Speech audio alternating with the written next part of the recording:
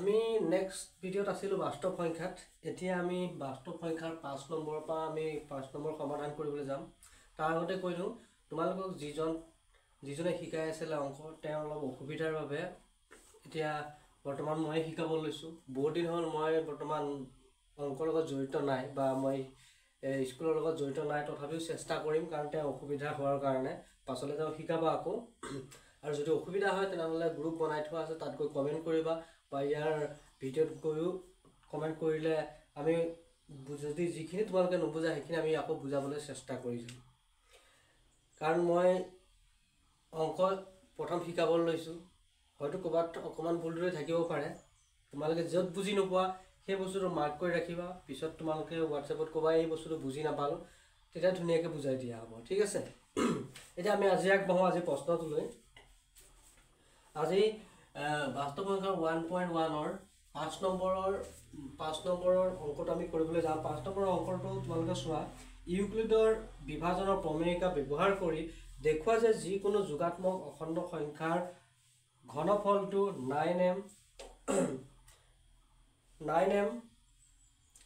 + 1 নাইবা 9m + 8 আৰ্হিৰ। গতিকে এইটো আমি কৰি পেলাই সমাধান উলিয়াই দেখুৱাব লাগিব। গতিকে তোমালোকে বৰ্ডত চোৱা, ইয়াত 5 নম্বৰ দিয়া আছে। ধৰা হ'ল এ যিকোনো যোগাত্মক অখণ্ড সংখ্যা 1/3ৰে হৰণ কৰিলে ধৰা হ'ল ভাগফল কিউ আৰু ভাগশেষ আৰ পোৱা যায়। কিউ, এইটো কিউ হয় আৰু এইটো আৰ। ভাগ কিউ আৰু ভাগশেষ আৰ পোৱা যায়। কিউ আৰু আৰ অখণ্ড সংখ্যা। ঠিক আছে, এতেকে ইউক্লিডৰ বিভাজন প্ৰমেয়িকা মতে আমি সূত্ৰটো পাইছিলোঁ আগতে। এই প্ৰমেয়িকা সূত্ৰটো আছিলে a = 3q + r। এইটো প্ৰথম সূত্ৰটো। এই সূত্ৰটো প্ৰয়োগ কৰি আমি সমাধানখিনি কৰি যাব লাগিব, য'ত 0 r 3। ঠিক আছে, এতিয়া এতেকে আৰৰ আমি মানটো 0ৰ পৰা 2 লৈকে আমি ধৰি ল'ব লাগিব, কাৰণ সৰুটো ল'বলৈ কৈছে <। গতিকে আমি এইটো 3 আছে যেতিয়া আমি তাৰ তলৰ সংখ্যাকেইটা লৈ লৈছোঁ। তাৰ অংককেইটা লৈ আমি 0, 1, 2 আমি এই 3টা লৈ পেলাই আমি ইয়াৰ সমাধানটো কৰিম। গতিকে এইকেইটা যদি কিবা বুজিবলৈ বাকী আছে তেনেহ'লে তোমালোকে কমেণ্ট কৰিবা, কাৰণ বুজিবলৈ এইকেইটা বাকী থাকিব নালাগে। এইখিনি ধুনীয়াকৈ মই লিখি দিছোঁ, তোমালোকে পঢ়ি চালে বুজি পাব লাগিব। আৰু এইখিনি তোমালোকে ধুনীয়াকৈ নোট কৰি লোৱা বা স্ক্ৰীনশ্বট এটা মাৰি পেলাই ৰাখি ল'ব পাৰা। আৰু তোমালোকে বহি পেন ল'ব লাগে। সদায় অংক ক্লাছলৈ বহি পেন ধুনীয়াকৈ লৈ পেলাই তোমালোকে লিখি যাব লাগে, কাৰণ অকণ স্পীড কৰিবা, কাৰণ যিমান চলো আমি কৰি যাম তিমান মানে অংক ক্লাছটো লেহেমীয়া হৈ গৈ থাকিব। গতিকে স্ক্ৰীনশ্বট মাৰি ল'বা, তোমালোকে পিছত নোট কৰি ল'বা। আৰু যদি কিবা বুজি নোপোৱা ৰিপিট কৰি ভিডিঅ'টো চাই দিব পাৰে, ৰিপিট কৰি চালেও বুজিব পাৰিবা, কাৰণ গোটেইখিনি অংক এটা মেথডতে আছে। ইমান টান নহয়, এই চেপ্টাৰটো ভাল মানে ইজি হয়। সেইটোকে এইখিনি তোমালোকে সুন্দৰকৈ নোট কৰি লোৱা। তাৰ পিছৰ পৰ্যায়লৈ আমি এতিয়া 0, 1, 2 এইখিনি লৈ পেলাই আমি পিছলৈ গৈ আছোঁ।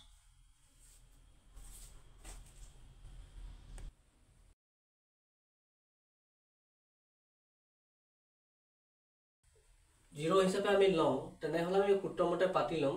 a = 3q + 0। ঠিক আছে, তাৰপিছত a = 3q হ'ল আমি দুইফালে ঘন কৰি ল'ব লাগিব। ঘন কৰি ল'লে এইটো আমি ঘন কৰি ল'লোঁ a³ = 3q কিউব। ঠিক আছে, এই 3টো কিউব বুলি শিকাইছে তোমালোকে নে বেলেগ ধৰণে শিকাইছে তোমালোকে জনাবা মোক। ঠিক আছে, এতিয়া a³ = 27q কিউব। ঠিক আছে, এইটো আমি সলভ কৰি যাব লাগিব। সলভ কৰিলে আমি আকৌ এইটো পালোঁ a³ = 9 × 3q কিউব। ঠিক আছে, এইটো হ'ল। এইটো সলভ কৰিলে আমি এইটো পালোঁ শেষত। এইটো সলভ কৰিলে আমি এইটো পালোঁ a³ = 9m। ঠিক আছে, এইটো 2 বুলি লিখি থবা। আমি 2 নম্বৰ প্ৰথমটো আছিলে সূত্ৰ, এতিয়া সমাধানৰ আমি 2 এইটো প্ৰথমটো পাইছোঁ, এইটো 1 নম্বৰ আছিলে, এইটো 2 নম্বৰ বুলি আমি দি দিলোঁ। এইটো সমাধান এটা পাইছোঁ আমি। তাৰ পাছলৈ যাম, য'ত m = 3q কিউব এটা অখণ্ড সংখ্যা এইখিনি গোটেইখিনি নোট কৰি লোৱা আৰু কিবা যদি অসুবিধা হয় বুজিবলৈ তেনেহলে তোমালোকে কমেন্ট কৰিবা কাৰণ মই কৈছো যে এবাৰ মই প্ৰথম অংক শিকাইছো বহুত দিন মই এইবোৰৰ লগত জড়িত নাছিলো অকল খেলিমেলি হ'ব পাৰে তথাপিও তোমালোকে চেষ্টা কৰা নিজৰ হিচাপে বুজিবলৈ আৰু বুজি নাপালে একেবাৰে যদি বুজি নোপোৱা তেনেহলে কমেন্টটো কৰিবা কাৰণ দিনক দিনে শিকাই গলে এক্সপেৰিয়েন্সটো আহিব সেইবাৰ প্ৰথম আৰম্ভ কৰাৰ কাৰণে অকমান এটা খেলিমেলি টাইপৰ মানে দুধুৰ মুধুৰ লাগিছে খেলিমেলি মানে একো নাই দুধুৰ মুধুৰ এটা লাগিছে আৰু যি কি নহওক তোমালোকে এইখিনি গোটেইখিনি নোট কৰি লোৱা ধুনীয়াকৈ নোট কৰি লোৱা কাৰণ আৰু পিছৰ পৰ্যায়ত যাব লাগিব কাৰণ এতিয়া কিউ আৰৰ মান আমি 0 হিচাপে লৈ কৰিছো তাৰপিছত 1 আৰু 2 হিচাপে লৈ কৰিবলৈ বাকি আছে ঠিক আছে এইখিনি তোমালোকে নোট কৰি লোৱা তাৰ স্ক্ৰিনশ্বট মাৰি পটাপট নোট কৰি ল'বা কবাত যদি এই ইয়াত যদি কবাত যদি অকন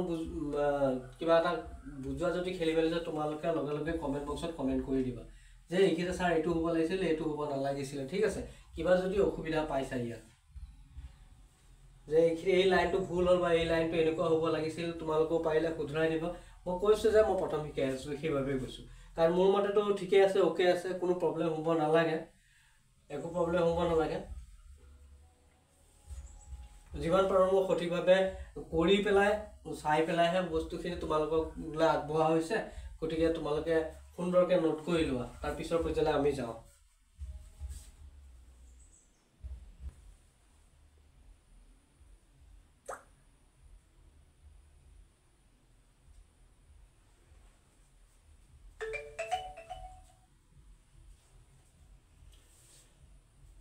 এতিয়া আমি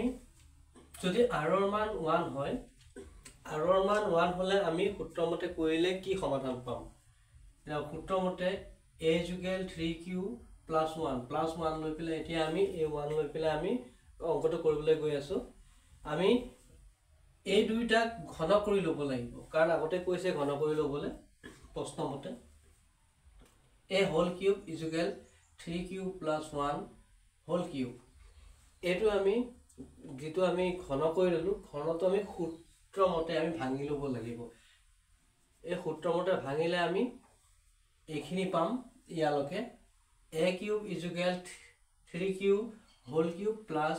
3 into 3q whole square into 1 plus 3 into 3q into 1 whole square plus 1 whole cube এইখিনি পা আমি এইটো সমাধান পাম 3q = 27 q হ'ব 27q cube plus 27q square plus 9q plus 1 এইটোৰ পা আমি এইখিনি পাম 3q = 9 into 3q cube plus 3q square plus q plus 1 এইটোৰ পৰা আমি আমাৰ 3 নম্বৰ সমাধানটো পাম 3 নম্বৰ সমাধানটো হৈছে a cube = 9m plus 1 যত m = 3q cube plus 3q square plus q এটা হৈছে অখণ্ড সংখ্যা ঠিক আছে এইখিনি লগে তোমালোকে সুন্দৰকৈ নোট কৰি লোৱা আৰু বাৰে বাৰে কৈছো বুজি নাপালে কমেন্টত ধুনীয়াকৈ কমেন্ট কৰিবা যে আমুকটো বুজি নাপালো কোৰ পা আহিল কেনেকৈ হল হেতু কৈ দিয়া হ'ব নোট কৰি লোৱা আৰু যি সকলে এতিয়াও গ্ৰুপত জয়েন হোৱা নাই নাম্বাৰ দি থোৱা আছে মই নাম্বাৰ দি থোৱা আছে নাম্বাৰ কৈ গ্ৰুপত জয়েন হোৱা তেতিয়া আমি সেইবোৰ সৰু ফুৰা সলভ বিলাক আমি WhatsApp গ্ৰুপতে সলভ কৰি দিব পাৰিম আৰু সলভৰ সময় আমি কৈছো আমি সলভটো দেওবাৰ সলভ কৰি আমি সোমবাৰে দিম বুলি কৈছো কাৰণ সোমবাৰৰ পৰা মঙ্গলবাৰলৈকে তোমালোকৰ সোমবাৰৰ পৰা শনিবাৰলৈকে তোমালোকৰ কমপ্লেইনৰ ডে থাকিব আৰু যিখিনি পাৰো লগে লগে সলভ কৰিব আমি লগে লগে সলভ কৰিব চিন্তা কৰিম নোট কৰা সোনকালে এতিয়া আমি গৈ আছো আৰৰ মান যদি 2 হয় তেতিয়া আমি তাৰ সলভটো আমি উলিয়াবলৈ গৈ আছো স্ক্ৰিনশ্বট মাৰি লোৱা পটাপট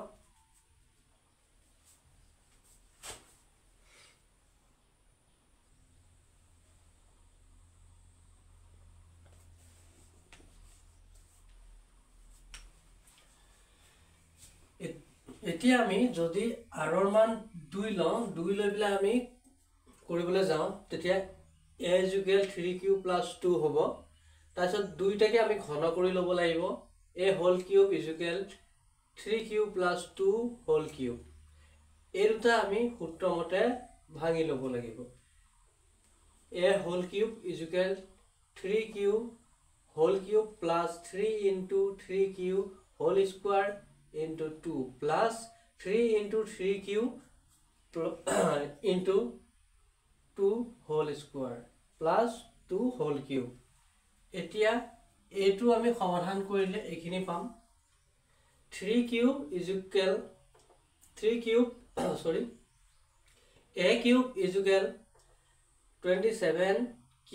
cube plus 54q square plus 36q plus 8 এতিয়া এই কেটাক আমি হৰণ সৰু কৰি ল'ব লাগিব আমি 8 টো বাদ দি আমি এই কেটাক আমি চাব লাগিব গুটে কেটা কিহেৰে মানে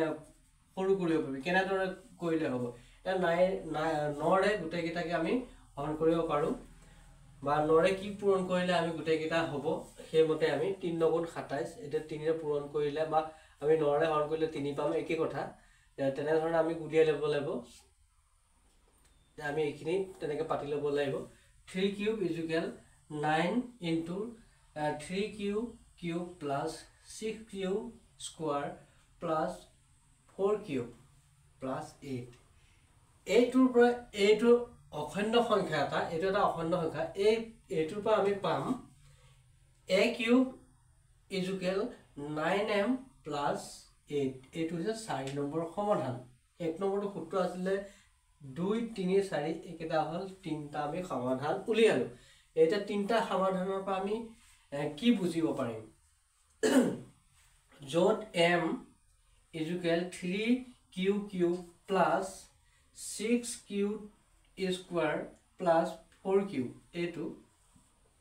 এটা অখণ্ড সংখ্যা এটা অখণ্ড সংখ্যা হয় এতেকে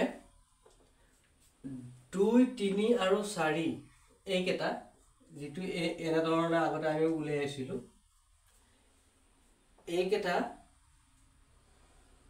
সমাধানৰ পৰা এটা সমাধান কৰি আমি উলিয়াইছো সমাধান পালো এই সমাধান কেটাৰ পৰা দেখা গল যে যিকোনো যোগাত্মক অখণ্ড সংখ্যাৰ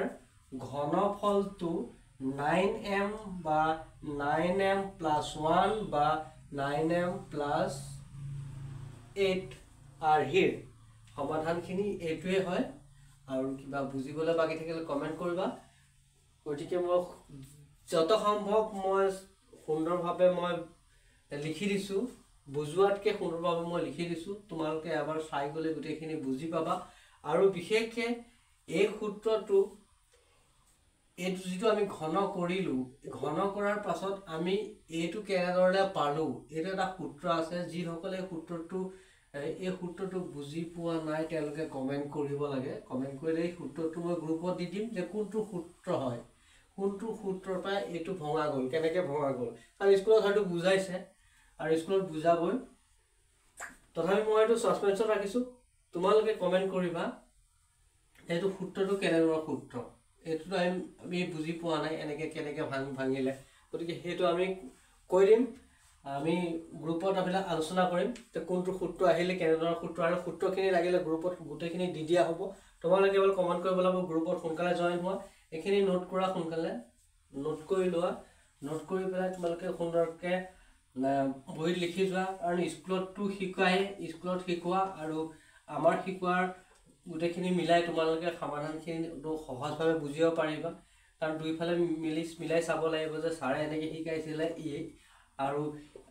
আমি ভিডিঅ'ত এনেকে পাইছো বস্তু কেনেকে উলিয়াইছে কি কথা বুজিলে তোমালোকে কেৱল সহজতে বুজিব পাৰিবা কাৰণ মেথড একেটাই হ'ব কিছুমানে শিকোৱাৰ ধৰণ বিলাক বেলেগ ধৰ মোৰ বেলেগ হ'ব পাৰে টিচাৰ এজন স্কুলৰ টিচাৰ বেলেগ হ'ব পাৰে সমাধান একেটাই ওলাব সমাধান বেলেগ নোলাই তোমালোকে তাতে গুটেখিনি সমাধান পাই যাবা দুইফালৰ স্কুলৰ আৰু আমাৰ ভিডিঅ'খিনি ধুনিয়াকৈ চাই মেলি কৰিলে তোমালোকৰ একো প্ৰবলেম নহয় সুন্দৰকৈ আগলৈকে যেনেকৈ এনেকুৱা অংক আহিলে তোমালোকে সমাধান কৰি উলিয়াব পাৰিবা ইমান টান নহয় একেবাৰে ইজি হয় তোমালোকে পাৰিবা গতিকে নোট কৰি লোৱা আমি এতিয়া 5 নম্বৰ সমাধানটো আমি পাই গলো আমি নেক্সট 6 নম্বৰলৈ যাম গতিকে তোমালোকে স্ক্ৰিনশ্বট মাৰি থোৱা পিছত কৰিবা নহলে যি কোনে লিখিলে বাৰু তেওঁলোকে লিখিলে এটা নেক্সটলৈ যাম কাৰণ মই ৰখি থাকিবলৈ তোমালোকে লিখিলে বহুত সময় লাগি যাব গতিকে অলপ ফাষ্ট হ'ব লাগিব তোমালোকক ফাষ্ট হোৱা ঠিক আছে গতিকে আমি যাওঁ নেক্সট অংকলৈ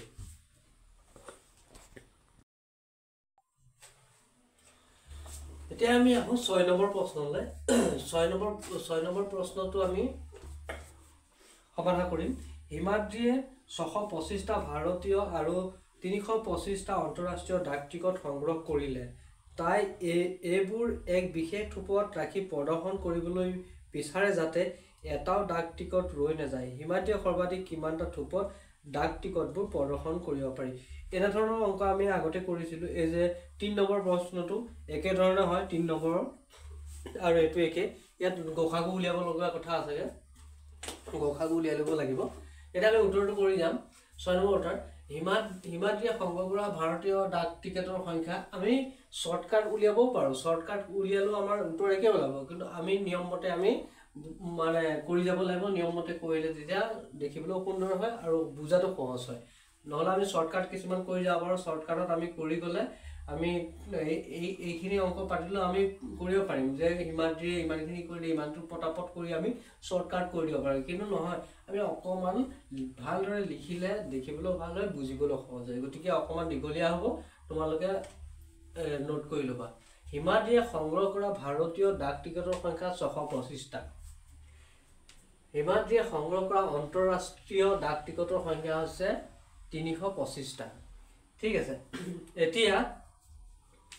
আমি 625 greater than 325 325 মানে 325তকৈ 625 টো ডাঙৰ হয় আমি গসাগু উলিয়াবলৈ ডাঙৰটো আগত পাতি ল'ব লাগে ঠিক আছে গতিকে 625 আৰু 325 সৰ ওপৰত বিভাজন প্ৰমেয়িকা প্ৰয়োগ কৰি পাও এটা সূত্ৰ এটা আমাক দিয়া আছিল প্ৰথমতে আমি পাইছিলো সূত্ৰটো এই সূত্ৰটো হয় a = b³ + r ঠিক আছে এটো প্ৰথম আছিল এটো ইউক্লিডৰ বিভাজনৰ প্ৰমেয়িকাৰ সূত্ৰ আছিল এতিয়া আমি 625 সূত্ৰটো আমি লিখিবই লাগিব তেতিয়া আমাৰ অংকটো শুদ্ধ হ'ব 625ক আমি এই 625ক ডাঙৰ যেতিয়া প্ৰথমে কৰি লব 625ক আমি 325 ৰে আমি এই গসাগু উলিয়াই লব লাগিব হৰণ কৰি পেলাই তাৰপিছত আমি ইয়াত দেখুৱাই দিছো 625ক 325 ৰে এবাৰ যাব ঠিক আছে থাকিল 300 থাকি গল সেইমতে আমি পাতি গলো 625ক এবাৰ গল +300 ঠিক আছে তাৰপিছত 325ক আমি 325 লিখি 325ক আমি কিহে হৰণ কৰিম যেটো আমাৰ শেষত ৰৈ যাব সেইটো আমি কৰিব লাগিব এটা 325 300ক আমি 300ৰে আমি 325ক কৰিলে এবাৰ যাব থাকিল 25 ঠিক আছে এতিয়া আমাৰ ৰৈ গল 300ক আমি আকৌ কিহৰে যাব লাষ্টত যেটো থাকিব সেইটোৱে কৰিব লাগিব এটা লাষ্টত থাকিলে আমাৰ 25 এই 25 ৰে আমি 300 হৰণ কৰিলে আমি 12 বাৰ পাম 25 ৰে 12 বাৰ কৰিলে আমি 300 পাম গতিকে শেষত আমাৰ 0 ওলাইছে মানে আমি শেষত বস্তু 0 উলিয়াব লাগিব ঠিক আছে আমি 25কো কৰিব পাৰো এটো 25কো আমি কৰিব 25ক কৰিলে 25 * 25 হ'ব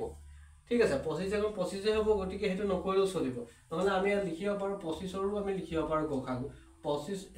25 + 0 কিন্তু এটো লিখা নিলিখা কোনো অৰ্থ নাই ঠিক আছে গতিকে আমি গৰিষ্ঠ আমাৰ সাধাৰণ গুণিতক গতিকে আমাক লাগে গসাগু ঠিক আছে তা গসাগু মানে গৰিষ্ঠ সংখ্যাটো এটা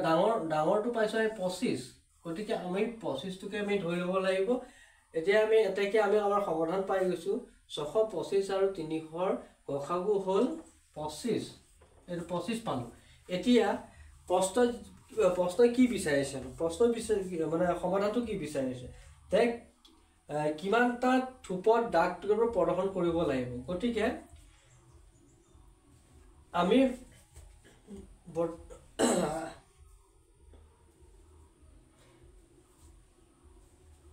তোমালোকে তলত লিখিবা এটাকে হিমাদ্ৰীয়ে সৰ্বাধিক 25টা থোপত ডাক টিকটবোৰ প্ৰদৰ্শন কৰিব পাৰিব। উত্তৰ সেইটোৱে শুদ্ধ হ'ব। তোমালোকে তেনেদৰে লিখিবা যে হিমাদ্ৰীয়ে সৰ্বাধিক 25টা থোপত ডাক টিকটবোৰ প্ৰদৰ্শন কৰিব পাৰিব। ঠিকে আছে, সুন্দৰকৈ মই লিখি দিছোঁ, তোমালোকে আখৰবোৰ ভালদৰে দেখি পাইছা।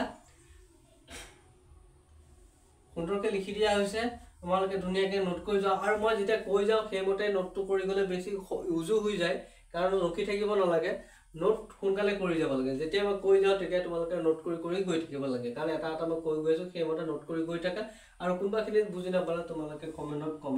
তোমালোকে চিন দি দিবা। চিন দি পেলাই ধৰা তোমালোকে সেই বস্তুটো লিখি পেলাই পঠিয়াই দিলা মোৰ গ্ৰুপলৈ, তেতিয়া যে এই বস্তুটো বুজি নাপালোঁ তেতিয়া মই কৈ দিব পাৰিম। ঠিক আছে, আৰু তোমালোকে লিখি যাওঁতে মানে চিন দি দিবা যে এই বস্তুটো বুজি নাপালোঁ, তেতিয়া তোমালোকৰ অসুবিধা হ'ব যে এইখিনি মোৰ বুজাত অকণ অসুবিধা হ'ল, মানে বুজি নাপালোঁ কিয় বা ক'ৰ হ'ল। ঠিক আছে, সেই বস্তুটো আমাক মাৰ্ক কৰি দি দিলে আমি আকৌ নেক্সট ভিডিঅ'ত আমি সেইটো চল্ভ কৰি দিম বুজাটো, বা আমি যদি সৰু হয় তেনেহ'লে আমি কমেণ্টতে গোটেইখিনি বুজাই দিম। ঠিক আছে, গতিকে এইটো স্ক্ৰীনশ্বট মাৰি লোৱা যিসকলে লিখা নাই। এতিয়া আমি যাম আজি আমি বাস্তৱ সংখ্যাৰ এইটো 1.1ৰ শেষৰ প্ৰশ্নলৈ যাম। আজি শেষৰ প্ৰশ্নটো শেষ কৰিম।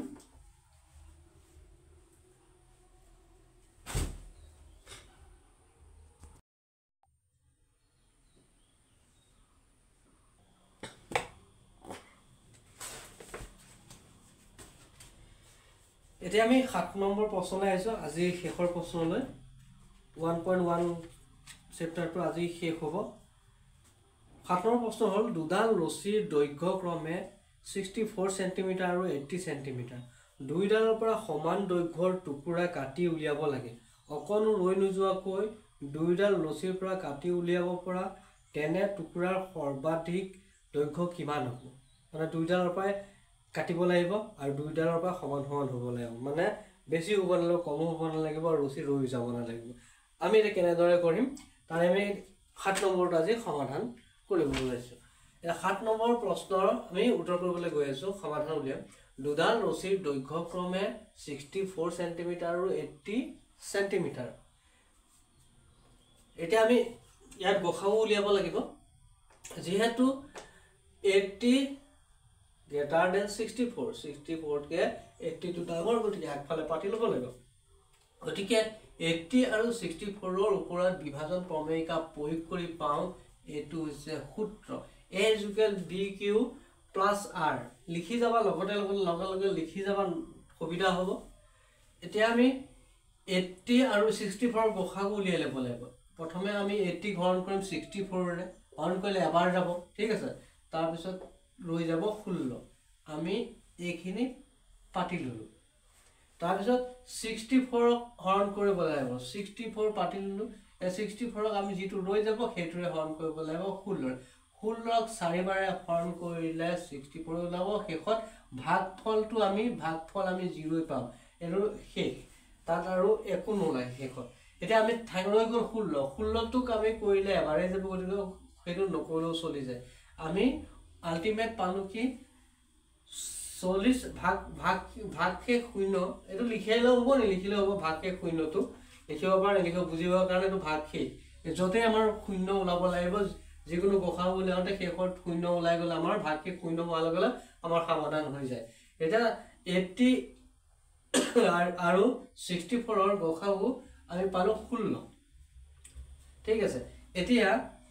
অকণো ৰৈ নোযোৱাকৈ দুইডাল ৰছীৰ পৰা কাটি উলিয়াব পৰা তেনে টুকুৰাৰ সৰ্বাধিক দৈৰ্ঘ্য হ'ব 16 চেণ্টিমিটাৰ। এতিয়া দুইডালৰ ৰছীৰ পৰা আমি কেনেকৈ উলিয়াম? 16 চেণ্টিমিটাৰকৈ উলিয়াই আমি গৈ থাকিম, তেতিয়া মানে কি হয়, এটুকুৰাও ৰৈ নাযাব। 16 চেণ্টিমিটাৰ আমি অধিকতম সৰ্বাধিক আমি 16 চেণ্টিমিটাৰ পাম। গতিকে সমাধান এইটোৱে, ইমান ডাঙৰ নহয়। এইখিনি গসাগু উলিওৱা, আৰু এই চেপ্টাৰটো ইজি চেপ্টাৰ, ইমান টান নহয় বুজিবলৈ। এটা অংক কৰিলে বাকীখিনি তোমালোকে নিজে পাৰিবা, কাৰণ প্ৰথমৰ যদি এটা তোমালোকে কৰিব পাৰা, বাকীখিনি তোমালোকে সুন্দৰকৈ কৰিব পাৰিবা। ইয়াত মাত্ৰ দুটা প্ৰক্ৰিয়াতে দিয়া আছে। প্ৰথমটো গসাগু লোৱা, আৰু আগৰটো যিটো আমি প্ৰথম অৱস্থাত কৰি গ'লোঁ 6, 7 তেনেকৈ, 7টো নহয় বাকীখিনি, সেইখিনিৰ ওপৰত যেনে আৰৰ মান যেনেকৈ উলিয়াইছিলোঁ সেই একেটা সূত্ৰতে অংকখিনি আছিলে এয়া তোমালোকে নোট কৰি লোৱা আৰু আজিৰ চেপ্টাৰটোত কিবা বুজিবলৈ বাকী থাকিলে তোমালোকে কমেণ্ট কৰিব আৰু অতি সোনকালে গৈ এইখিনি তোমালোকে স্ক্ৰীনশ্বট এটা মাৰি লোৱা মই এইখিনি মুচিবলৈ গৈ আছোঁ স্ক্ৰীনশ্বটটো মাৰি লোৱা ঠিক আছে এতিয়া মই এইখিনি মুচি দিছোঁ এতিয়া তোমালোকক মই আগতে কৈছিলোঁ যে 6901 মোৰে ভুল হৈ গৈছে 6901362204 এইটো হৈছে হোৱাটছএপ নাম্বাৰ এইটো তোমালোকে মেছেজ কৰি হাই বুলি লিখি দিয়া জাষ্ট হাই বুলি লিখি দিলে হ'ল মই তোমালোকক গ্ৰুপত এড কৰি দিম পাছত তোমালোকে নিজে নিজে এড হৈ যাব পাৰিবা বাকীখিনি তোমালোকে এড কৰিব পাৰিবা কোনো প্ৰব্লেম নাই এইটো জইন কৰি লোৱা আৰু চেনেলটো তোমালোকে যিসকল ছাবস্ক্ৰাইব কৰা নাই কৰি লোৱা ছাবস্ক্ৰাইবটো একদম প্ৰয়োজনীয় বস্তু হয় নহ'লে মিছ হৈ গৈ থাকিব আমাৰ ভিডিঅ' এতিয়া কণ্টিনিউ আহিব এটা তেওঁ দিব মাজে সময় মই দিম আমি মানে যোনে ব্যস্ত হৈ থাকে ধৰক মোৰ ব্যস্ত থাকিলে তেওঁ কৰিব বা তেওঁ ব্যস্ত হ'লে মই কৰিম তেনেধৰণে আমি অংকবিলাক তোমালোকক প্ৰভাইড কৰি যাম বুজি নাপালে তোমালোকে সেইটো কাৰণে কৈছোঁ কমেণ্ট কৰি লোৱা বুলি গ্ৰুপটো এনেই বনোৱা নাই তোমালোকৰ মোৰ লাভৰ কাৰণে ইয়াত একো নাই মই এই গ্ৰুপটো বনালে মই এটকাও নাপাওঁ কিন্তু তোমালোকৰ সুবিধাৰ কাৰণে দিছোঁ যাতে আমি মানে একেলগে আগবাঢ়িব পাৰোঁ গোটেই ল'ৰা ছোৱালীখিনি বা তোমালোকৰ যিখিনি ষ্টুডেণ্ট আছে সকলোখিনি লগে ভাগে আগবাঢ়ি পাৰোঁ আৰু ধৰক কথাটো কৈছোঁ মই মুকলি কৰিম মেছেজ কৰিবলৈ মুকলি সময় কৰি দিম যাতে যিসকলে প্ৰশ্নটো বুজি নাপায় তোমালোকৰ যিকোনো এজনো তাৰ উত্তৰটো দি দিব পাৰা কথাটো কৈছোঁ মই যেনিবা সেইদিনা মই ব্যস্ত আছিলোঁ তোমালোকৰ কাৰণে মুকলি কৰা হ'ব 2-3 ঘণ্টাৰ কাৰণে গ্ৰুপটো খোলা হ'ব খুলি দিম খুলি দিলে তোমালোকে মেছেজ কৰিব পাৰিবা মেছেজ কৰাৰ লগে লগে বা আল্টিমেটলি মই খুলিও থৈ দিব পাৰিম কিন্তু অযথা মেছেজ কৰে বুলি অলপ দিগদাৰ হয় বাৰু টাইম লৈ খুলি দিম ৰাতিপুৱা সময় কামেই নাই গতিকে আমি সন্ধিয়া সময় অলপ সময় খুলি দিলোঁ তোমালোকে তাত কিছুমান প্ৰব্লেম দিলা ধৰ কথা তোমালোকৰ ষ্টুডেণ্ট এজনে যদি সেই প্ৰব্লেমটো ছল্ভ কৰিব পাৰে তাত ছল্ভ কৰি দি দিয়া ফটো আকাৰে স্ক্ৰীনশ্বট মাৰি দি দিয়ক লিখিব নোৱাৰা মানে কি ধৰ তাত টাইপ কৰিব নালাগে তোমালোকে বহীত সমাধানটো কৰিলা বহীত সমাধান কৰি ফটো মাৰি পেলাই তাত আপলোড কৰি দিলে জাষ্ট হৈ গ'ল যে এইটো এনেকৈ হ'ব তেনেকৈ হ'ব ধুনীয়াকৈ বস্তুটো ডিটেইলকৈ লিখি দিলোঁ তাত বুজাবলৈ একো নালাগে তোমালোকে জাষ্ট ফটো মাৰি দি দিলে হ'ল ঠিক আছে আৰু বুজাত যদি কাৰোবাৰ বুজি নাপাইছিলে মই শেষত বুজাই দিম তোমালোকে নিজৰ সমাধানটো নিজেও কৰিব পাৰিবা তেনেধৰণে গতিকে একেবাৰে ইজি প্ৰচেছ তোমালোকে সোনকালে জইন কৰা গ্ৰুপটো জইন কৰা কাৰণ তাত মানে এজনে বুজি নোপোৱাটো বহুতে বুজি পাব পাৰে বা বহুতে বুজি নোপোৱাটো এজনে বুজিও পাব পাৰে তেনেধৰণে মানে কি যিজনে বুজি পায় তেওঁ বুজাই দিয়ক তেনেকৈ আগবাঢ়িব পাৰি না সকলো আৰু কোনোবাই নতুন প্ৰশ্ন এটা পাইছে নতুন সমাধান এটা উলিয়াইছে সেইটো দিব পাৰে কাৰণ লগে ভাগে গ'লে সকলোখিনি ধুনীয়াকৈ যাব পাৰিব গতিকে সিমানখিনিয়ে ক'লোঁ আজিলৈ আহিছোঁ আকৌ লগ পাম নেক্সট ভিডিঅ'ত ধন্যবাদ জয় আই অসম